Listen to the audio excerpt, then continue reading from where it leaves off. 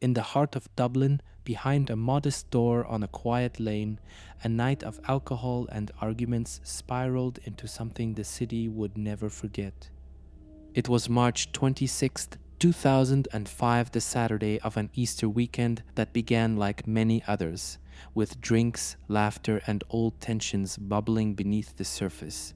Inside a small flat on Richmond Cottages, just off Dublin's north inner city, 3 adults and 2 sisters were gathered. At the center of this group was Farah Swaleh Noor, a 41-year-old man originally from Kenya. He had come to Ireland seeking asylum, carrying with him a troubled past and a reputation for being unpredictable. His name was already known to Gardaí not for anything headline-worthy, but for incidents that hinted at a pattern of volatility, especially in relationships. Farah was romantically involved with Kathleen Mulhall, the mother of the 2 women who were with them that night, Linda and Charlotte Mulhall. Both sisters were in their 20s. Charlotte, the younger one, had a fiery streak and had struggled with substance issues in the past. Linda was quieter, more reserved but protective of her family. That day, the group consumed a mix of alcohol and recreational substances, a detail confirmed later during court proceedings. As the evening wore on, what started as a chaotic hangout turned tense. Words were exchanged. There was shouting, and then something snapped.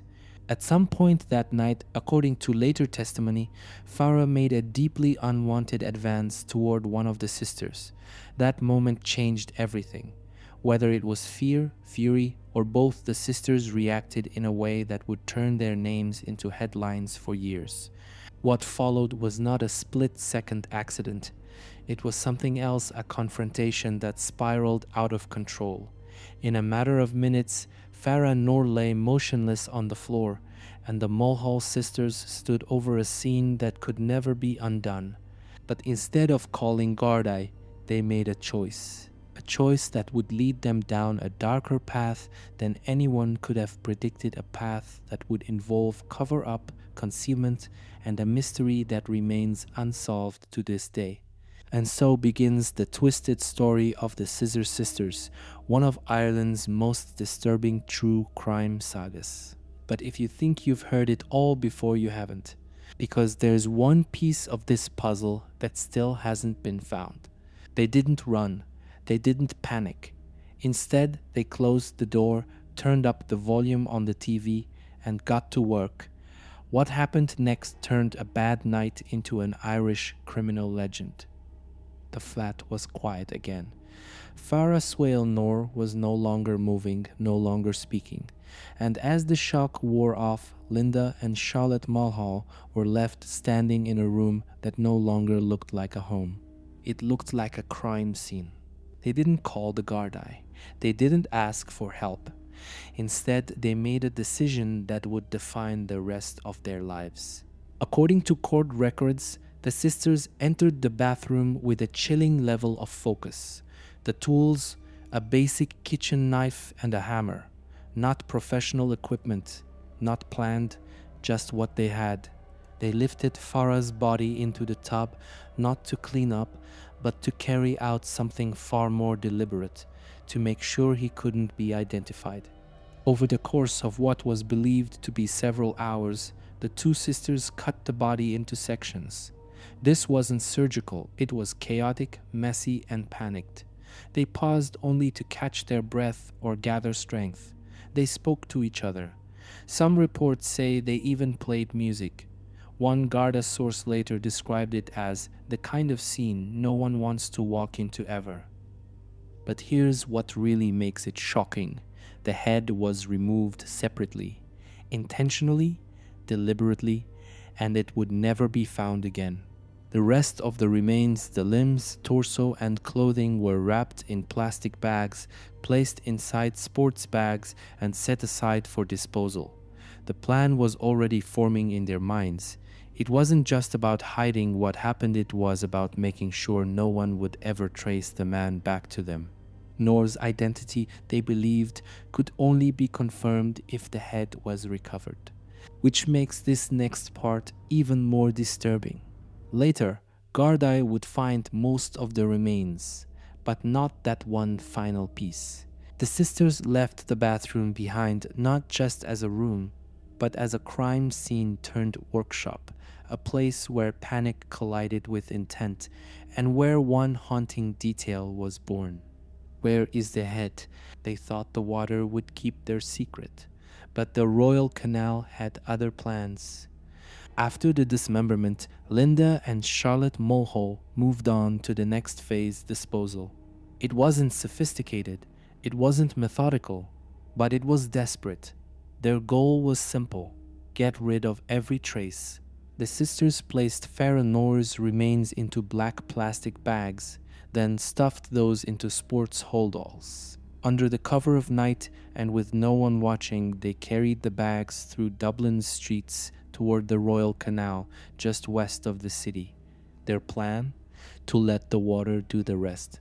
They dumped the bags into separate sections of the canal, hoping the current and time would erase the evidence. But like most hasty cover-ups, this one started to unravel quickly.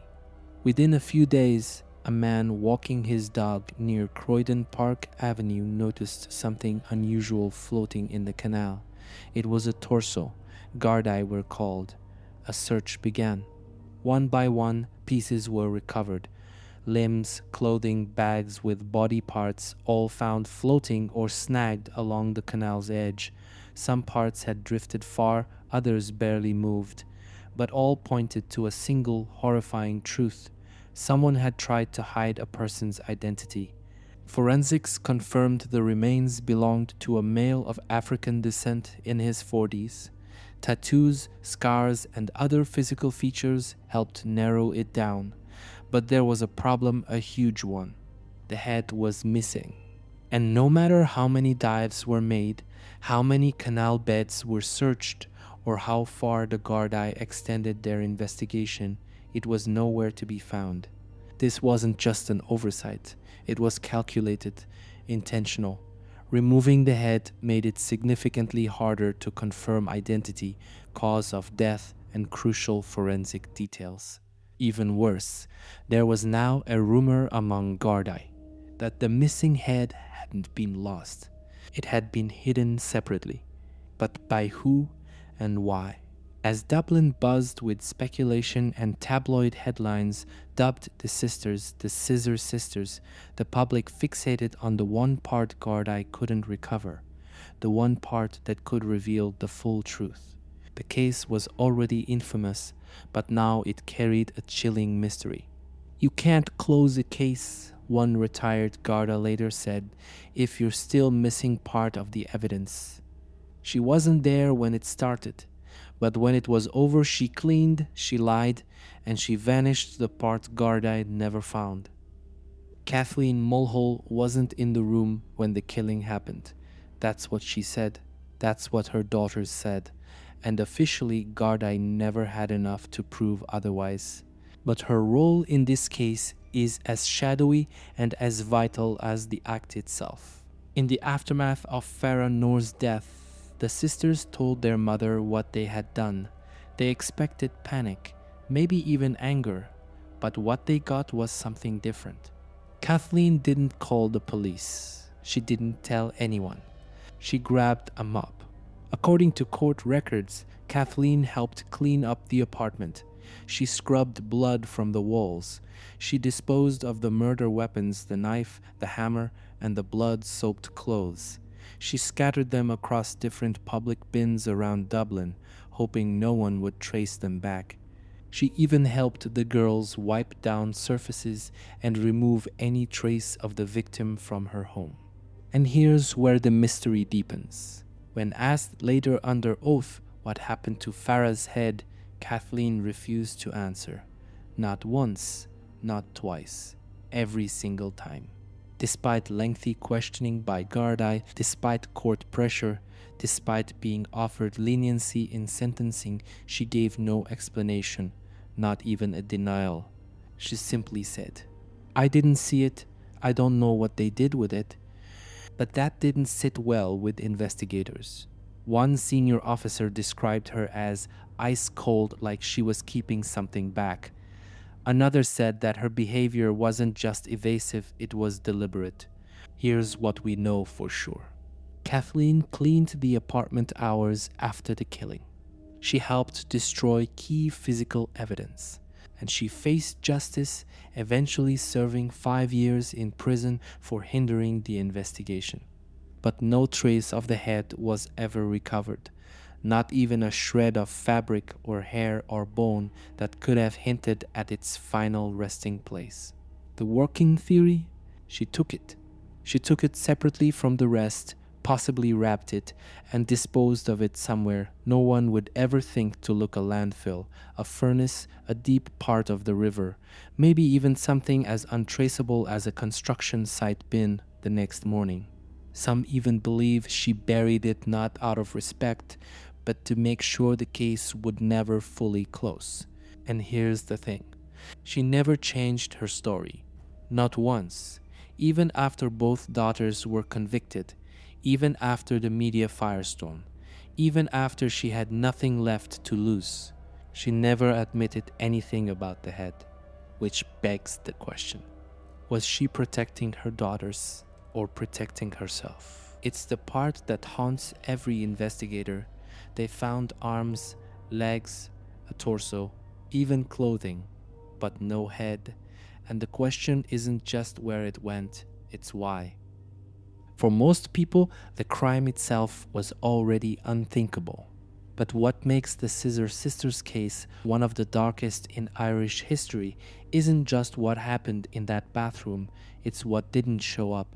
Because despite the recovery of almost every other body part, one piece was never found: the head.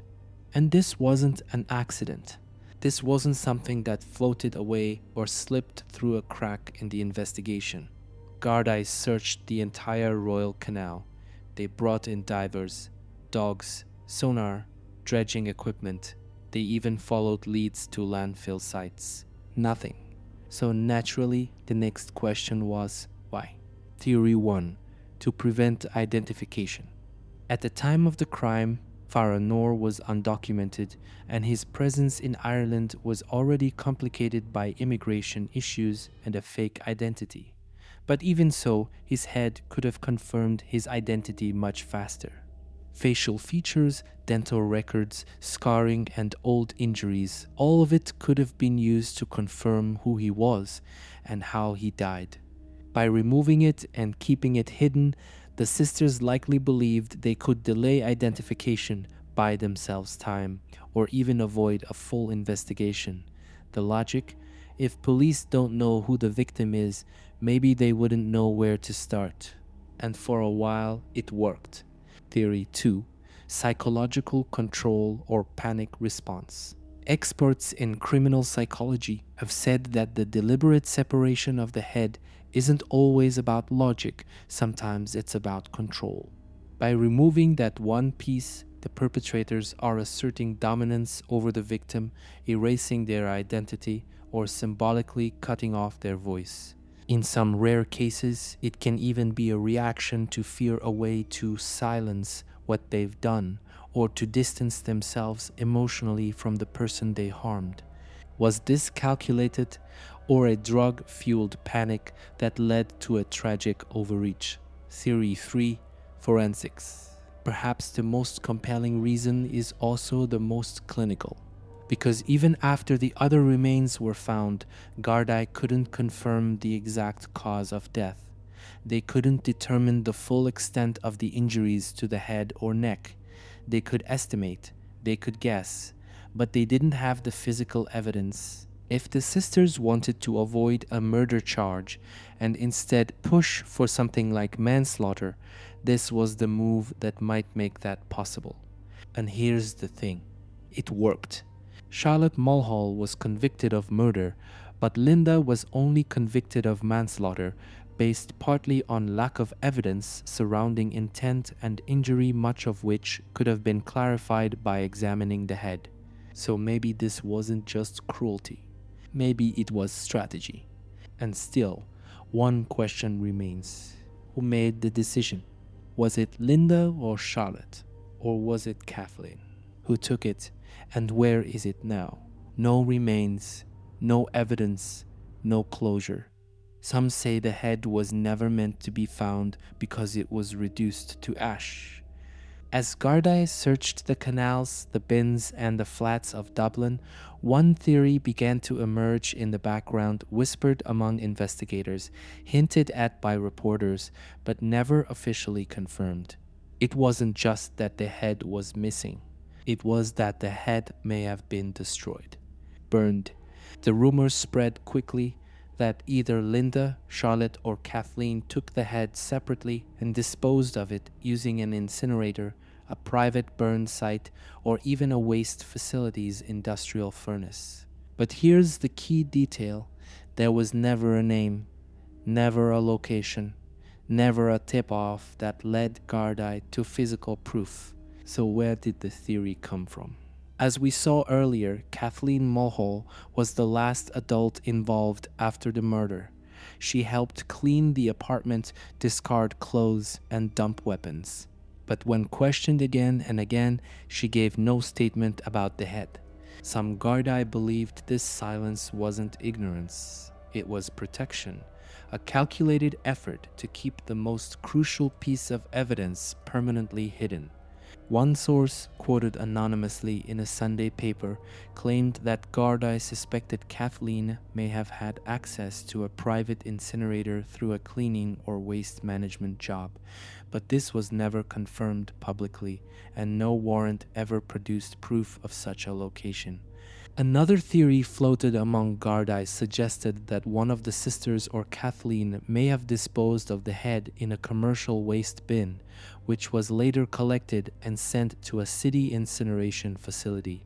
Sounds far-fetched? Maybe not. In Dublin, thousands of tons of waste are burned or compacted daily. If the head had been dropped into a bin the morning after the killing and timed with a routine pickup, it could have ended up in a furnace before anyone ever thought to search for it.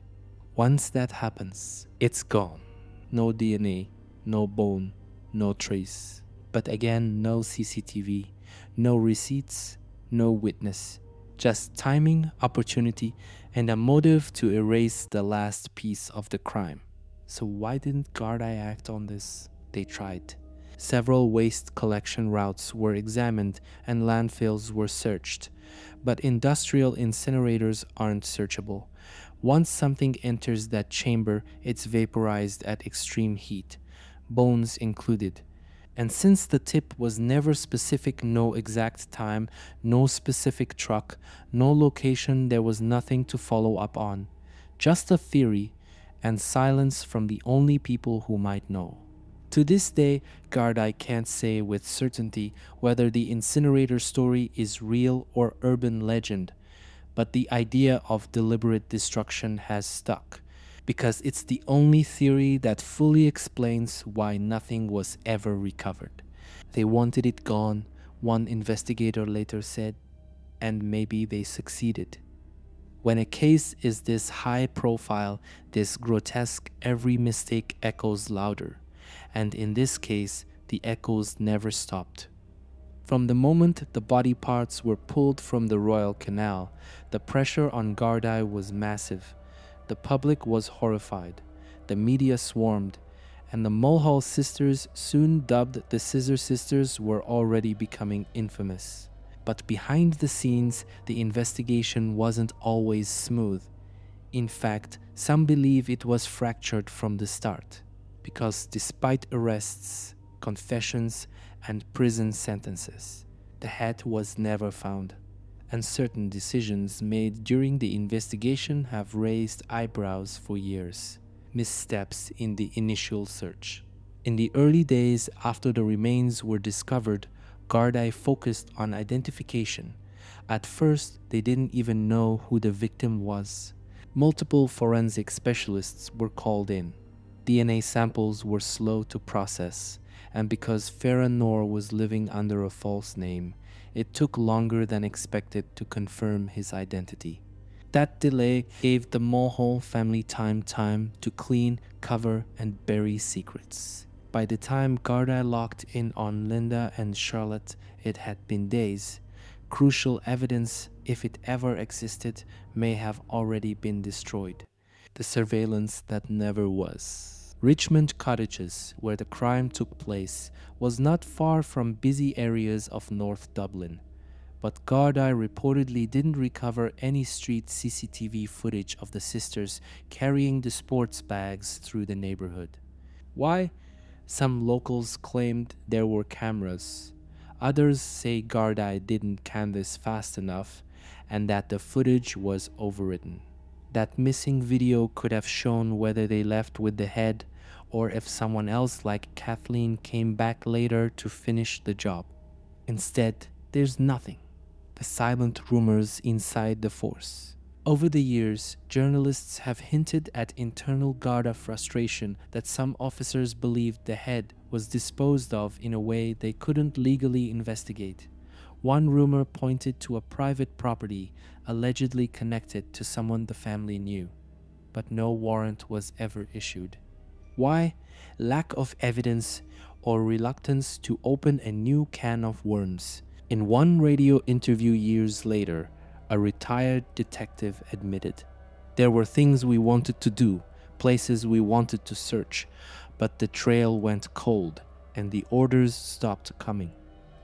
That one comment led some to believe there was more to this case than what reached court. No post-crime timeline for Kathleen? Here's the most overlooked piece: Kathleen Mulhall's exact movements in the 48 hours after the killing were never fully accounted for.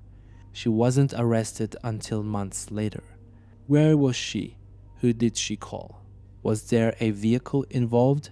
Could she have used a location outside the city? These questions were never officially answered, not because Gardaí didn't ask, but because Kathleen never answered them. And by then, it was too late. So, were Gardaí covering something up? No one's ever proven that. But the gaps, the delays, the dead ends, they've left space for doubt. And in cases like this, doubt is poison. Someone knows, one retired officer said. They just don't want to tell us. You can have the body, you can have the timeline, you can even have the confession. But without the head, the science stops talking. From a forensic standpoint, the missing head wasn't just a gruesome detail, it was a critical loss. The moment investigators realized it wasn't among the remains, a whole category of evidence vanished with it. According to multiple forensic analysts, here's what they lost. Cause of death. While it was clear Farah had suffered serious injuries, without the head, experts couldn't determine the fatal blow with certainty.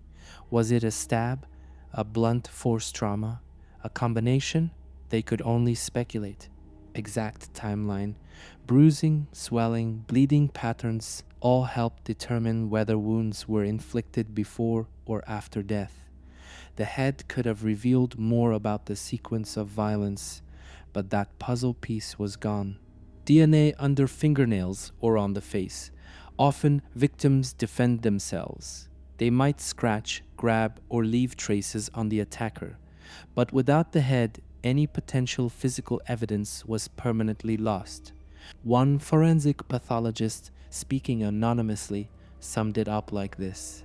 Without the head, it's like trying to read a book with the first and last chapters torn out.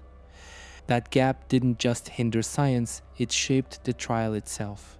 Some legal experts believe that Linda's reduced charge of manslaughter compared to Charlotte's murder conviction may have been influenced by this lack of medical clarity. The head was more than a missing piece. It was the one unrecoverable truth. Both sisters told the story, but neither finished it. In court, Linda and Charlotte Mulhall offered up their version of what happened that night. They admitted to the killing. They detailed the dismemberment. They spoke of panic, fear, rage, and regret. But when it came to the head, their words stopped. Charlotte, who was found guilty of murder, said she didn't know where it went. Linda, who got manslaughter, said the same. And Kathleen? Silent from day one until the day she was released. Over the years, reporters have tried to revisit the case. Some prison insiders have claimed Linda may have spoken to other inmates about the crime, but nothing solid has ever been reported. No confession, no slip, no remorse-filled letter. It's possible one or all of them know exactly where it is. It's also possible only one person ever knew and took that knowledge with them. The parole board has reviewed both sisters over the years, and while Charlotte remains in prison, Linda was released in 2018 after serving over 12 years. But even on the outside, Linda has never spoken publicly about the missing piece. No confession, no closure, no ending, just silence. They call it justice. But without the whole truth, it never really feels like it. In the story of the Scissor Sisters, the headlines focused on the horror, the brutality, the fact that two daughters had taken a man's life, dismembered him, and dumped him in a canal. But beneath the scandal, beneath the trial, beneath the tabloid noise, there's one final thread that was never tied off. Where is the head? Was it burned? Buried, hidden in some forgotten part of Dublin behind bricks and weeds? Did one of the women take it away while the others slept? Was it destroyed before Garda even knew to look? We don't know. We may never know. And that, more than anything, is what separates this case from the others. Most murders are eventually explained. This one wasn't. The crime may be solved. The women may have served their time, but one piece, one decision remains a black hole in the timeline. Not just gruesome, not just disturbing, but unsolved. And sometimes that silence is the most terrifying part of all.